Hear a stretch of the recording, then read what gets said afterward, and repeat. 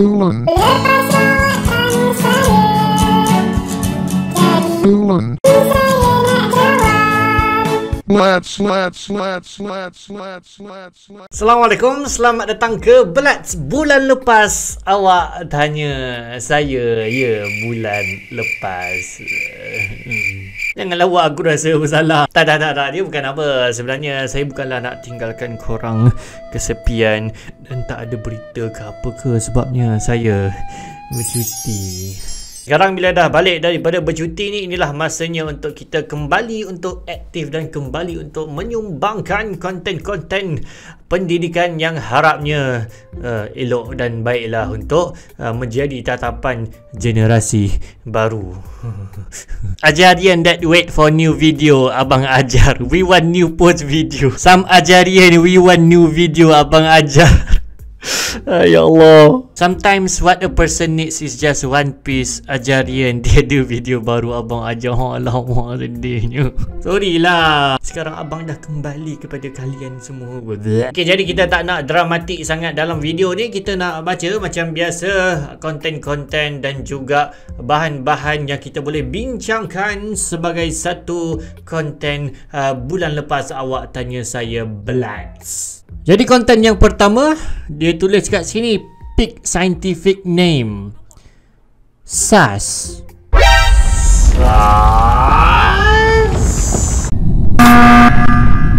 Mau tahu lah apa comel sangat nama saintifik dia, padahal babi. Dan sebut pasal binatang yang bermula dengan huruf B ni, rupa-rupanya sekarang ni tengah viral juga tentang babi air je. Di mana entah siapa-siapa dapat idea turun daripada langit ketujuh nak rendam cool fever dalam air satu hari. Lepas tu dia jadi macam mengembang, dia jadi macam sebenarnya macam badak air. Kenapa korang panggil babi air? Ajar kenapa 1,000 orang pakai 1K? 1000 dalam Inggeris, 1000 mana datang K? K ni kita panggil sebagai prefix ataupun awalan. Kalau korang macam biasa dengar sentimeter, milimeter, mili dan senti tu adalah prefix lah. Dia ada nilai-nilai dia yang tersendiri. Contohnya nano sebenarnya nilai dia adalah 10 kuasa negatif 9. Dan ada lagi yang kita biasa dengar contohnya giga. Giga ni adalah 1 diikuti dengan 9 kosong. Dan antara nilai yang paling besar untuk kegunaan praktikal adalah yota. Iaitu 1 diikuti dengan 24 sifar. Sangat-sangat besar benda ni. Teleportasi istana Nabi Sulaiman. Jadi ditanya kat sini, pada pendapat anda bagaimanakah mesin teleportasi bakal dihasilkan? Adakah konsep yang bakal digunakan kuantum fizik? Tak kisah sama ada teori maupun imajinasi. Dia tanya macam facts, iaitu scan 3 dimensi ke, ataupun dia ada fungsi mengawal masa. Sebenarnya teleportasi ni dia adalah satu topik yang sangat-sangat menarik sebenarnya, dan dia dah berada dalam kita punya filem, dalam kita punya fiction dan imajinasi ni lama dah, dan dah pasti bahawa dalam Al-Quran sendiri, dalam agama sendiri ada cerita tentang konsep teleportasi ni lah. Kita taklah nak ceritakan secara maksudnya secara saintifik apa yang berlaku secara ghaib ni. Itu adalah ilmu dan juga di bawah kendalian Allah Subhanahu Wa Taala, kekuasaan Allah, Tuhan yang Maha Pencipta. Cuma sebut tentang teleportasi, apa yang manusia moden dah capai untuk memindahkan barang secara sangat-sangat pantas ni.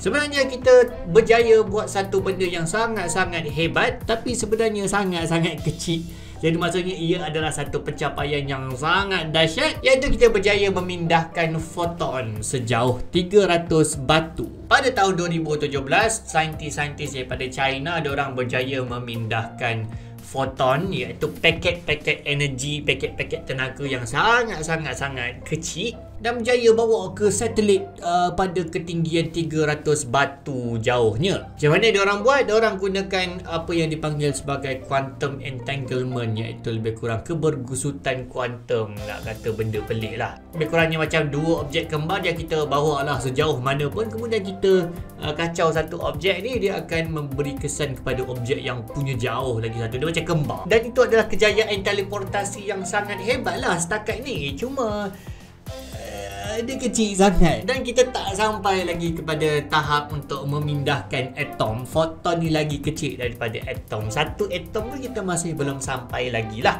kepada teknologi tersebut untuk kita teleportasikan. Dan kalau kita berjaya pun sampai tahap nak pindahkan atom secara teleportasi, untuk gunakan kemampuan teknologi tu nak pindahkan satu manusia contohnya, dia sangat macam tak realistik langsung. Sebab apa? Sebab untuk pindahkan kita satu tubuh ni, kita kena pindahkan ke semua atom dan ke semua sel-sel, ke semua DNA yang ada. Dan saiz data untuk kita pindahkan ke semua konten dalam badan kita ni dengan kelajuan internet yang sangat laju sekalipun, dia akan mengambil masa 350,000 kali ganda lagi lama daripada umur alam semesta. Jadi bayangkan korang duk download video YouTube ke apa ke, korang duk tunggu lamanya sejam nak download video tak sampai 1 GB. Bayangkan kalau korang nak teleport keseluruhan badan korang, dia beratus-ratus ribu kali ganda lagi lama daripada umur alam semesta. Sanggup tak tunggu tu? Dan tu tak sebut lagi pasal tenaga yang kita perlukan untuk copy keseluruhan badan korang. Korang perlukan bekalan tenaga sebanyak 1 juta tahun daripada keseluruhan penggunaan tenaga dekat United Kingdom. Mana nak dapat tenaga banyak tu guys. Jadi dah pasti teleportasi adalah satu benda yang sangat-sangat menarik untuk kita fikirkan, dan mungkin akan ada teknologi ke yang boleh membantu kita merealisasikan. Cuma perkara gaib yang berlaku dalam teleportasi, contohnya pemindahan istana Raja Sulaiman, dia lebih melangkaui kehebatan sains yang kita tahu sekarang ni. Konten mengarut yang abang ajar akan buat bila bosan, tutorial mandi. Pelik-pelik otak korang Kenapa bau kentut busuk tak wangi? Soalan ni pun ada orang tanya. Sebab kentut wangi hanya pada fasa awal percintaan. Jadi ni adalah user yang tolong jawabkan. Dia kata sebenarnya segala bau busuk datang daripada bahan buangan mikroorganisma. Tentang orang Eropah kat mandi berhari-hari tak busuk, tapi orang di Khatulistiwa sehari tak mandi dah teruk baunya. Sebabnya dia kata kat sini iklim Khatulistiwa panas dan lembap sepanjang tahun yang menggalakkan pertumbuhan bakteria. Banyak bakteria, banyaklah bahan buangannya. Iklim di Eropah sejuk dan kering menghalang pembiakan mikrob. Iklim panas di negara-negara Arab pula turut menghalang pembiakan mikrob. So dia cerita kat sini kalau kita pernah tinggalkan baju rendaman 2-3 hari dah jadi busuk. Tu sebabnya adalah bahan buangan bakteria. Cermin, ada siapa-siapa tak perasan dunia cermin lagi cantik daripada dunia sebenar? Cuba bawa cermin keluar rumah, lepas tu tengok jalan raya dengan pokok-pokok. Landscape dia lagi cantik daripada pantulan asal. Adakah sebab otak kita tak cam landscape asal, ataupun kita dah bosan dengan landscape yang sebenar? Jadi sebenarnya kita punya persepsi dengan cermin ni adalah satu benda yang sangat-sangat menarik lah untuk kita bincangkan. Jadi sebenarnya bila kita tengok cermin ni, benda pertama yang kita kena faham bahawa itu adalah bukan dunia yang sebenar lah. Dia adalah dunia pantulan. Dan muka yang kita tengok tu sebenarnya adalah bukan muka kita, sebab dia adalah muka yang kiranya terbalik kiri ke kanan. Dan sebenarnya cermin ni dia bukan terbalikkan cahaya tu kiri ke kanan tau sebenarnya. Sebab orang tanyalah kenapa cermin tak terbalik atas ke bawah, kenapa dia mesti terbalik kiri ke kanan? Sebenarnya dia bukan terbalik kiri ke kanan pun.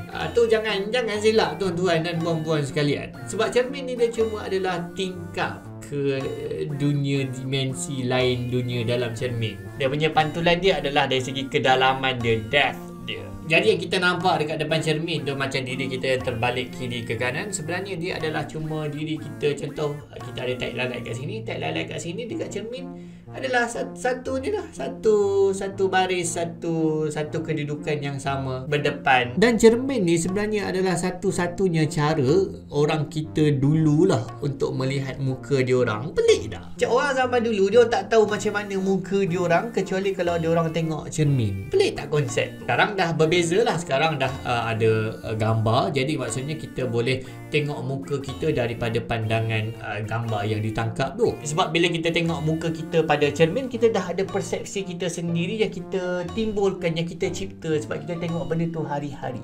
Tapi bila kita tengok muka orang lain dalam cermin, perasaan dia berbeza sikit walaupun pantulan yang sama. Jadi apa benda nak cerita, kesimpulannya adalah dunia cermin adalah dunia yang tipu. Kita belum kita kira kalau cermin tu dia cembung sikit ke, dia cengkung sikit ke, cengkung kan. Banyaklah benda nak cerita pasal cermin ni, tapi entahlah, nantilah tengok tunggu konten kot. Dan macam biasa dalam melas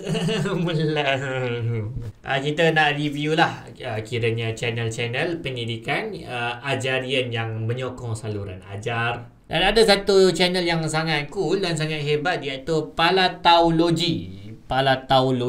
Iaitu satu channel informasi yang sebenarnya cukup baik dia punya persembahan dan cukup baik dia punya editing juga, yang merangkumi banyak topik menarik. Siapa orang terkaya Malaysia, teknologi angkasa yang kita guna dalam kehidupan seharian, berapa besar Petronas Proton sebenarnya. Satu usaha channel pendidikan yang sangat baik, jadi kita minta untuk support lah dan bagi subscribe ke, like ke apa ke kepada kawan kita ni. Maka itulah dia video Blitz kali ni. InsyaAllah kita akan jumpa dalam yang akan datang lah, harap-harapnya taklah lama sangat. Kami mohonlah untuk anda tekan like, share dan subscribe. Dan kalau anda nak menyokong lebih lagi, dipersilakan untuk tekan butang join. Anda akan dapat beberapa stiker PA yang sangat-sangat awesome. Dan kalau anda ada buat channel-channel pendidikan, kami boleh review. Tapi kena sabar sikit lah, minta maaf tau. Jumpa lagi insyaAllah. Assalamualaikum.